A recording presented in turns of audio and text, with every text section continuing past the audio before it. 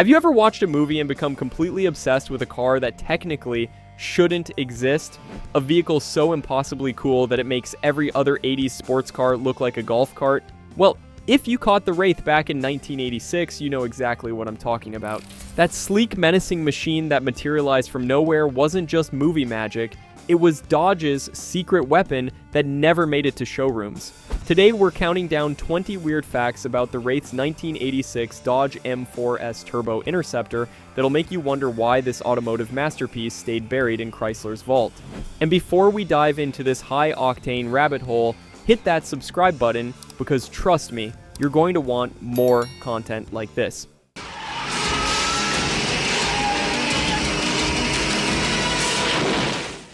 Number 20. The Wraith's Turbo Interceptor is really Dodge's M4S prototype, originally built to be a kart pace car. Think about that for a second. This wasn't designed for Hollywood, it wasn't created to be a movie star. Dodge built this thing to lead actual race cars around tracks at insane speeds. The company needed something that could keep ahead of open-wheel racers hitting over 200 miles per hour on straightaways. So they didn't just slap together some concept car, they engineered a legitimate speed machine that could handle the responsibility of pacing Indy-style races. The fact that it ended up in a supernatural revenge film instead of leading the Indianapolis 500 is one of those bizarre twists of automotive fate. Dodge had invested serious money and engineering into this project. They brought in racing consultants, they tested it at proving grounds, they refined the aerodynamics in wind tunnels, all for a pace car that would maybe see action a dozen times a year. But then Hollywood came calling, and suddenly this track weapon became the most mysterious movie car of the 80s. The irony is that it was probably overqualified for the role. Most movie cars are dressed up regular vehicles with fancy body kits. The M4S was the opposite, a genuine performance prototype that happened to look like it came from another dimension. Number 19, M4S stands for mid-engine, 4-cylinder, sport. Now that might not sound impressive today when every supercar has its engine behind the driver, but in 1986 this was radical thinking from Detroit. American manufacturers were still mostly stuck on front-engine rear-drive layouts. The idea of putting a 4-cylinder in the middle of a sports car was practically heresy. Remember, this was the era of big V8s and muscle car nostalgia. Chrysler was essentially saying, forget everything you know about American performance, we're going full exotic. The mid-engine layout wasn't just for show either. It gave the M4S perfect 50-50 weight distribution. That meant it could corner like it was on rails. The handling was supposedly so neutral that test drivers compared it to purpose-built race cars. And calling it sport was almost underselling it. This thing was more like sport extreme, or sport psychotic. The configuration allowed for that impossibly low, wedge-shaped profile that made it look like it was doing 200 miles per hour standing still. Engineers positioned every component for optimal weight balance and aerodynamics. Nothing was where you'd expect it to be in a traditional American car. Number 18, it used a twin-turbo 2.2-liter 4-cylinder with a Cosworth head pushing around 440 horsepower. Stop and process that number. 440 horsepower from a 2.2-liter 4-cylinder. In 1986, that's absolutely mental. Ferrari's flagship Testarossa was making 390 horsepower from a 5-liter 12-cylinder. The Corvette was getting 230 from a 5.7-liter V8. And here's Dodge. Extracting supercar power from an engine smaller than what you'd find in a modern Honda Accord. The Cosworth connection is key here. These weren't the guys who built your dad's Plymouth Reliant engine. Cosworth was Formula One royalty. They knew how to make small engines scream. The twin-turbo setup was cutting edge for the time. Most manufacturers were still figuring out single turbos. Dodge went straight to twin-turbo madness. Each turbo was specifically sized to minimize lag and maximize response.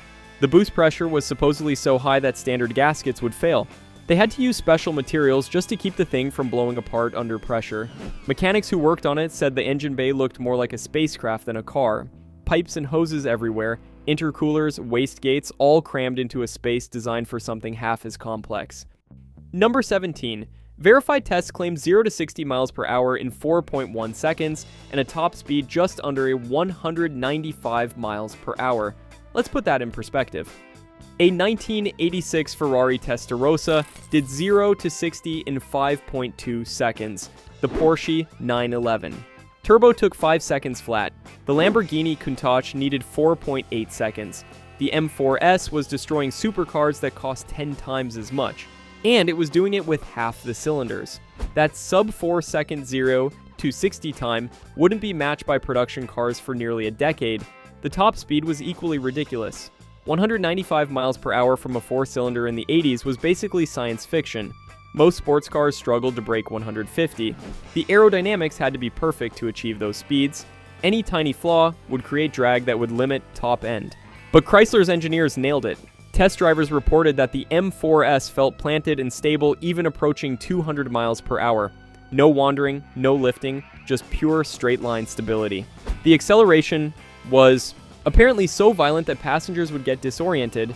The turbos would spool up and suddenly you were pressed into your seat like a rocket launch. Number 16. Its aerodynamic drag coefficient was an insane 0.236, better than many supercars decades later. For context, a modern Toyota Prius has a drag coefficient of 0.24. The M4S was more aerodynamic than a car specifically designed for fuel efficiency 30 years in the future. That's how far ahead of its time this thing was. Most 80s sports cars had the aerodynamics of a brick.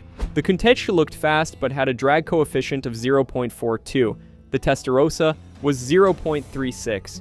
Even the relatively sleek Porsche 911 was around 0.32. The M4S was playing in a different league entirely. Every surface was sculpted in wind tunnels. The underbody was completely flat, something you'd only see on race cars at the time. The rear diffuser was functional, not decorative. Even the side mirrors were shaped for minimal drag.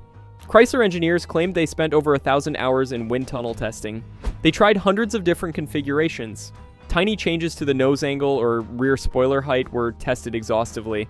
The result was a shape that looked like it came from 2010, not 1986.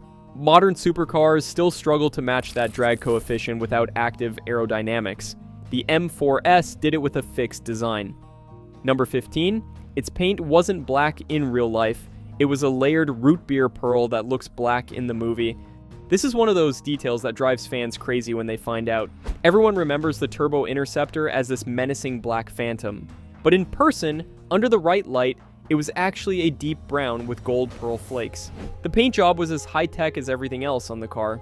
Multiple layers of different pearls and metallics created a color-shifting effect. In bright sunlight, you'd see browns and golds. In shade, it looked nearly black. Under certain angles, purple undertones would appear. The movie's cinematographer apparently hated it. They wanted pure black for the sinister look, but repainting the car would have delayed production and cost too much. So, they lit it to look as dark as possible. They shot night scenes whenever they could. Day scenes used specific angles to minimize the brown tones. The irony is that the complex paint job probably cost more than just painting it black would have, but it was already done when the movie producers bought the cars. Fans who've seen the surviving M4S in person say the root beer pearl is actually more impressive than plain black. It has depth and complexity that photographs can't capture.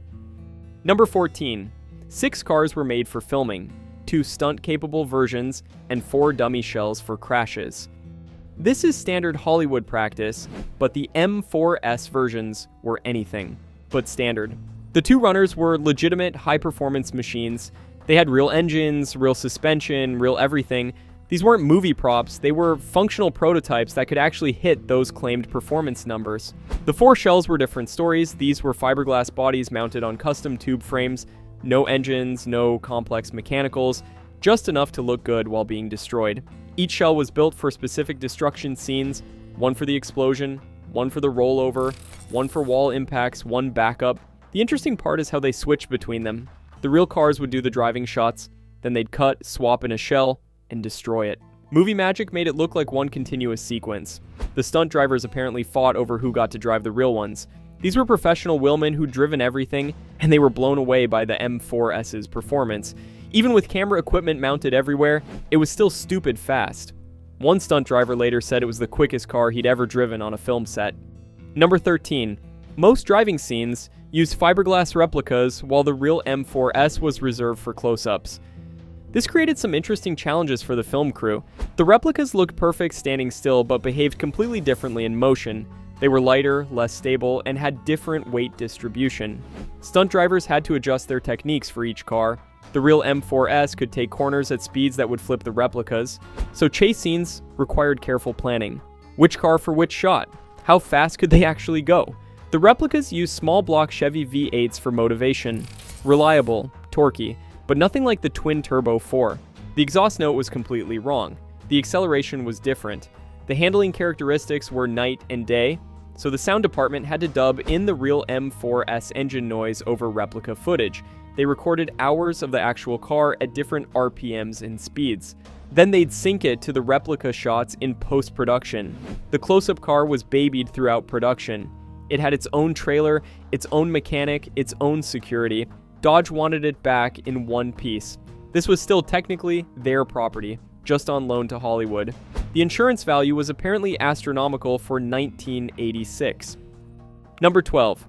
It could supposedly run the quarter mile in the high 12-second range, ridiculous for a 1980s four-cylinder.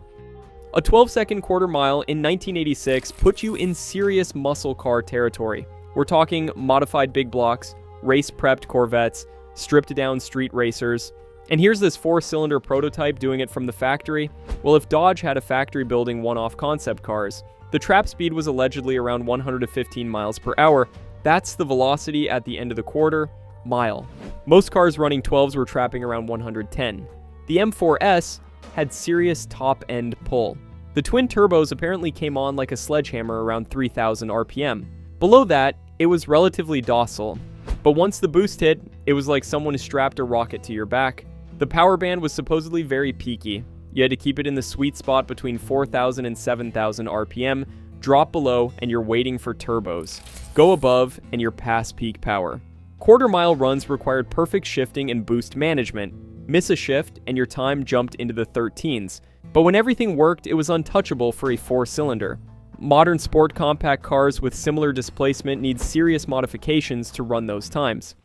Number 11. The futuristic wedge shape came from wind tunnel development for high-speed stability.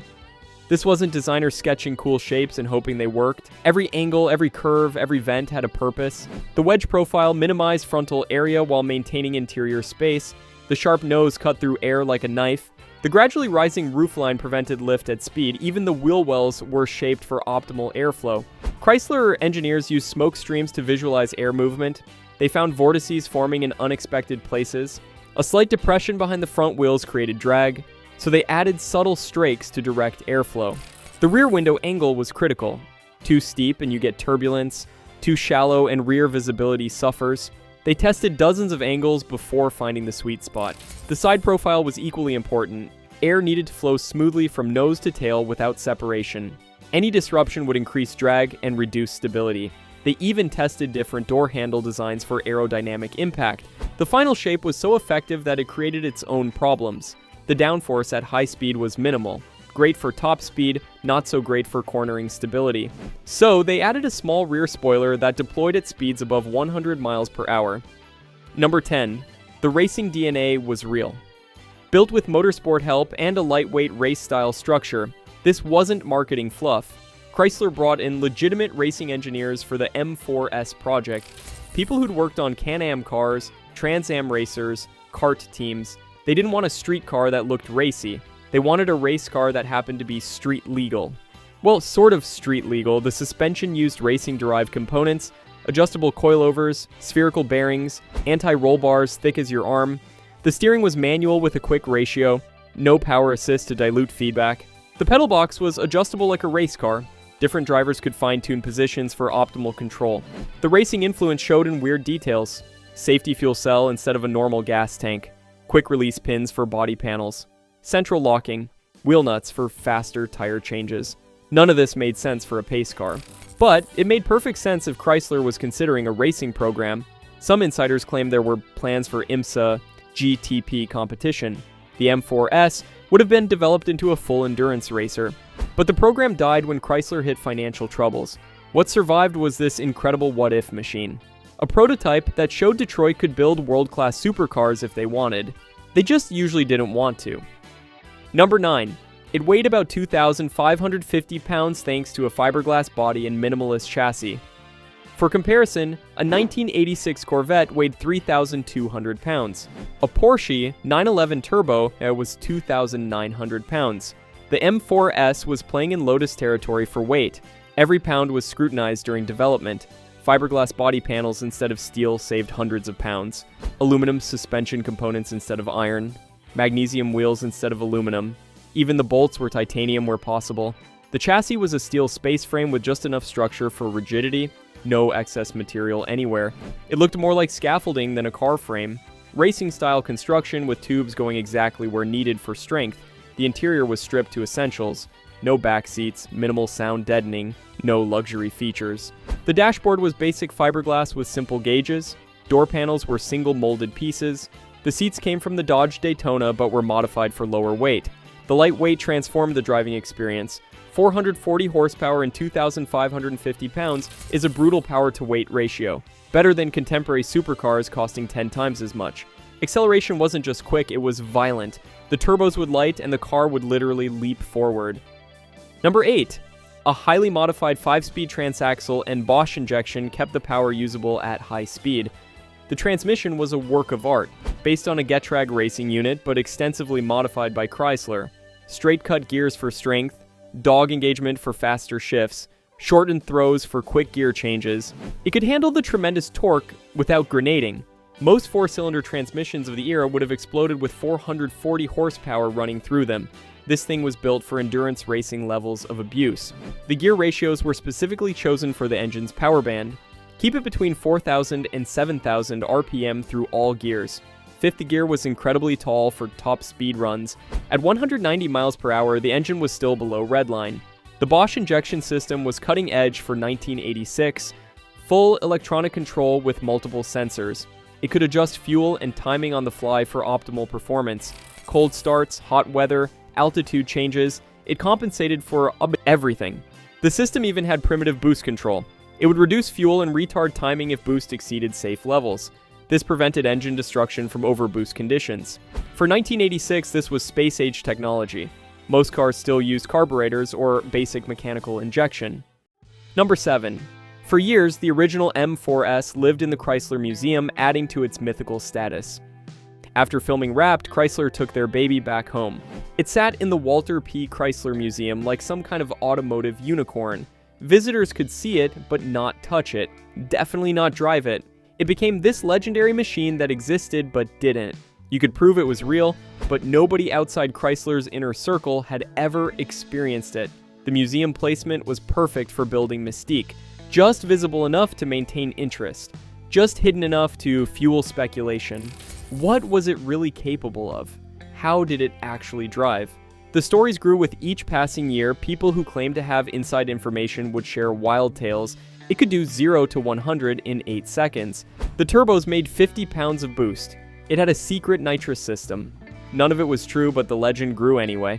Occasionally, Chrysler would bring it out for special events. Auto shows, corporate celebrations, milestone anniversaries. Each appearance would restart the rumor mill. Why didn't they produce it? What killed the project? Was there more to the story? The museum residency turned the M4S into the ultimate forbidden fruit. A supercar you could see but never have. More exclusive than any limited production Ferrari or Lamborghini. Number 6. The stunt versions used buggy-style frames underneath to survive aggressive chase scenes. And this is where things get really clever. The stunt cars looked identical to the real M4S from the outside, but underneath, they were completely different animals. Purpose-built for punishment. The frames came from off-road racing buggies, massive steel tubes welded into pyramids and triangles. These things could hit jumps, slam into walls, roll over, and keep going. The suspension was long travel off-road stuff, huge shock absorbers, massive springs, bulletproof components. It needed to absorb impacts that would destroy a normal car. The engines were standard small block Chevys, reliable, torquey, easy to fix between takes. Nothing exotic, nothing temperamental, just American V8 grunt. The bodies were lightweight fiberglass shells. Easy to repair, easy to replace.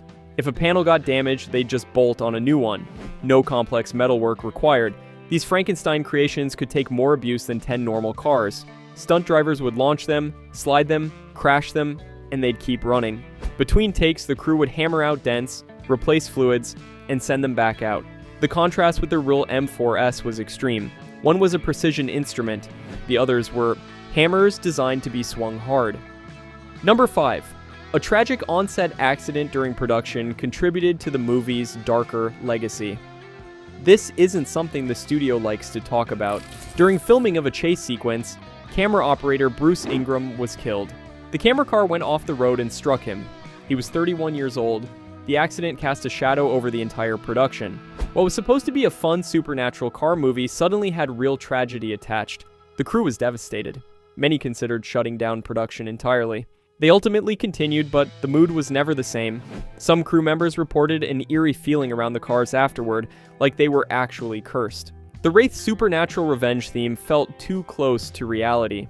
The film is dedicated to Ingram's memory, but most viewers miss it. It flashes by in the credits, a small acknowledgement of a terrible loss during what should have been routine filming. The accident changed how car stunts were filmed industry-wide, new safety protocols were implemented, camera positions were reconsidered. The dangerous reality of high-speed filming became impossible to ignore. In a dark irony, a movie about death in cars had experienced exactly that. The M4S became associated with both fictional and real tragedy. Number 4. In the film, the Interceptor rebuilds itself, which was achieved by swapping bodies between shots. This effect was groundbreaking for 1986.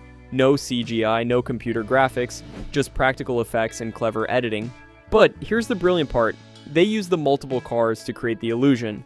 Damaged shell in one shot, perfect car in the next. The transformation happened in the cut. They'd position the cars in identical spots. Same angle, same lighting, same background. Shoot the damaged car, then quickly swap in the pristine one. Film that and edit them together. The result looked like magical regeneration. The crew developed special rigs to position cars exactly, measurements down to the inch, tire positions marked with tape. Even the steering wheel angle had to match. The planning was insane. Every regeneration was storyboarded extensively. Which car for which shot? How long for the swap? Where to hide the transition? The effect was so convincing that people still ask how they did it. Modern viewers assume it's early CGI. Nope, just brilliant practical filmmaking. The irony is that this low-tech approach looks better than many modern digital effects. It has weight and presence that CGI often lacks. Number 3, nothing like the M4S ever reached production, making it a true one-off Mopar unicorn. This is what kills enthusiasts. Chrysler proved they could build a world-class supercar, then they just didn't. The closest we got was the Dodge Spirit RT. Same basic engine but front-wheel drive and 4 doors. Not exactly a supercar. Why didn't Chrysler produce the M4S? Money, mostly. The development costs were astronomical. Producing it would have required an entirely new manufacturing process. The price would have been Ferrari territory, but in 1986, would anyone pay Ferrari money for a Dodge? The company was struggling financially. They needed profitable minivans and K-cars, not expensive halo projects. Lee Iacocca reportedly loved the M4S but couldn't justify production. The timing was also wrong. The supercar market was tiny in the mid-80s. Exotic car sales were measured in hundreds, not thousands. Chrysler needed volume to survive. But what a machine it would have been. Imagine M4Ss racing at Le Mans, special editions with even more power, evolution models pushing the envelope further. Instead, we got one prototype and a bunch of what-ifs. A single example of Chrysler's capability when engineers were unleashed. A reminder that Detroit could compete globally if corporate politics allowed it. Number 2, modern YouTube features have revived interest, sparking new fan-built replica projects. The M4S lay dormant in public consciousness for decades, then YouTube car culture exploded, and suddenly, everyone's talking about the Wraith again. Reaction videos, car reviews, movie breakdowns. The algorithm loves the M4S. Kids who weren't even born in 1986 are now obsessed with this ghost car. The comments sections are filled with "why didn't they make this?" and "someone needs to build one." And people are actually doing it. There are at least a dozen replica projects documented online. Fans reverse engineering the body shape from movie stills. Some use donor cars like Pontiac Fieros or Toyota MR2s. Mid-engine, affordable, perfect starting points. Others go full custom with tube frames and fiberglass bodies. The quality varies wildly. Some look like bad kit cars. Others are virtually indistinguishable from the original. A few builders have even tried to recreate the performance, turbo 4 cylinders making serious power. Modern technology hitting those original performance targets. One builder claimed his replica makes 500 horsepower and weighs less than the original. The online community shares designs, techniques, and sources for parts. It's collaborative creativity powered by obsession. People who'll never meet working together to resurrect a car that barely existed. Chrysler has noticed the attention. There are rumors of a modern M4S concept. Probably won't happen, but the internet can dream. Number 1. Compared to 1980s sports cars, its speed and aero were on another planet, making it a cult legend. This is the ultimate weird fact. The M4S wasn't just good for its time, it was impossibly advanced. Like someone sent back blueprints from the future.